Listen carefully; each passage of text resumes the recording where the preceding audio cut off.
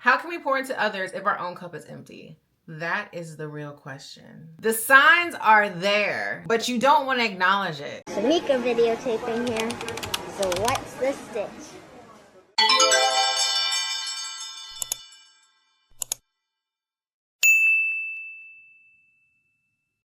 Hey y'all, welcome back to my channel. My name is Shamika. If you're new here, welcome. And if you're just coming back, I appreciate you for being here. Welcome to the Slice of Shamika, where I embrace the different slices of my life between food, fun, and fitness. On today's video, we are diving into the power of self-care and self-love and how it can help us thrive. As someone who is a wife, daughter, homegirl, content creator, working a 9-to-5, and also having clients, there's only so much I could do before I feel as if my cup is empty. I do so much. Self-care is not just about bubble baths. Bubble baths. It's not just about going to the spa. It can be one of the things that you do to practice self-care, but that's not what it really truly is. Self-care is an intentional practice to recharge mentally, physically, and spiritually. You might be asking, how does self-love tie in with self-care? By recognizing your worth and giving yourself grace. You have to realize you can't do it all. And if you think you can do it all, you need to realize that you need time for yourself, because at the end of the day, you are not a superwoman, you are not a superman, you are not a machine, you are a human being. You go through these mental and physical and emotional times where you just need to stop, take time, and pause just for yourself. Signs you're neglecting yourself. As my therapist likes to say, the signs are there, but you don't want to acknowledge it. Your body is just feeling tired, you're maybe irritable, and your body just telling you to slow down. That overwhelming sensation that you feel that there's a bunch of stuff just on your plate can easily just give you a signal that you need to stop, pause, and take some time for yourself for a little self-care. When is the last time you've made time to show up for yourself that makes you feel recharged mentally, physically, and emotionally? Personally, with the many different hats that I wear, I have to remember that in order for me to show up as my best, I have to take care of me. Every day looks different, and that's for everybody. And giving myself grace is the ultimate key. But making sure that I give myself at least 30 to 60 minutes of me time makes all the difference. When I don't cater to myself or I don't find myself having alone time, I tend to get in a weird and overwhelming feeling of just being, oh my gosh, which makes me not show up in the best capacity that I can. I know I'm not alone with this, and so I try to make time for myself for at least 30 to 60 minutes a day. That small window definitely makes a big difference in my mental health. As much as I want to do everything, I have to realize that I can't. As much as I have to show up for others,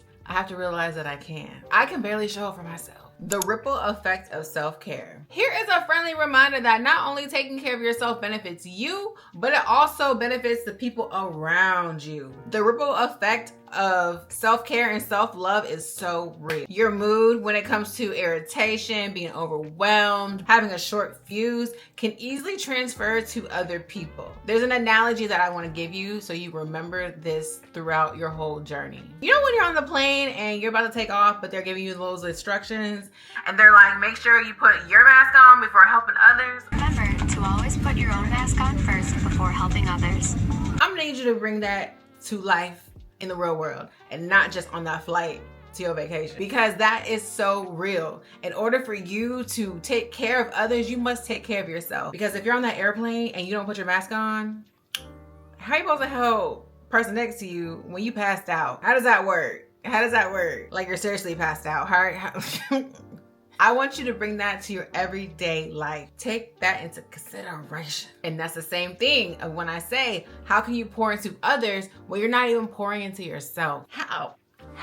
When you take care of yourself, you can have an increase of patience, better clarity, and more energy for others. Practical self-care and self-love tips. There's a few actual items that I would love to share with you so you can carry it on to your everyday life. In the morning, set the standard for the day. Start by having a morning routine. Journal, say affirmations to yourself. If you have time, go to the gym, do some mindful movement to make sure that you are taking care of yourself, because showing up for yourself physically is also a form of self-love. Setting those boundaries. We're big on boundaries. Learn how to say no and prioritize what just matters to you. So with body care, prioritizing your sleep, your nutrition, and again, finding movement. I know I need to work on the sleep, not too much on me, but we're making progress here, okay? Also have time for a mental recharge. Find a hobby, go to therapy, or just simply unplug. For me, I go to therapy bi-weekly. I also play video games, and sometimes I do find myself disconnecting from the social world. Even though I consistently am making content, I'm not doom scrolling. I'm finding time to do other things that I enjoy or hanging around with people that I love. Loving yourself is the foundation of caring for others. Remember that you cannot pour from an empty cup. You can't help others if your oxygen mask is not on first. So make sure you start to prioritize yourself. Know that you are important. Understand the importance of taking care of you. Do what makes you happy, but remember to recharge yourself on the regular basis so you don't feel overwhelmed or burnt out. I care about you so much, and I hope that you find time to care about yourself also. I hope that this video resonated with you and pushed you to become better than you did yesterday, with just knowing that your emotional, physical, mental, and if you're spiritual like me, makes a difference to giving the best of you every single day. Pour in a way into yourself as if you would pour into others. There's only one of you. You are not a machine, and just remember that even if you think you're a machine needs their parts all oiled up. And sometimes that self-care and self-love is that extra oil that you think that you don't need. If you enjoyed this video, please give it a thumbs up. In the comments, please put what you're gonna do to contribute to your self-care and self-love. How are you gonna show up for yourself? That's what I wanna know. I wanna be nosy. How are you gonna do this? I told you how I do this. I wanna know what you're gonna do to contribute to those. But until next time, I hope that y'all have a great one. And thank you for tuning in to The Slice of Shamika. And love you, mean it. Bye. Shamika videotaping here. So what's the stitch?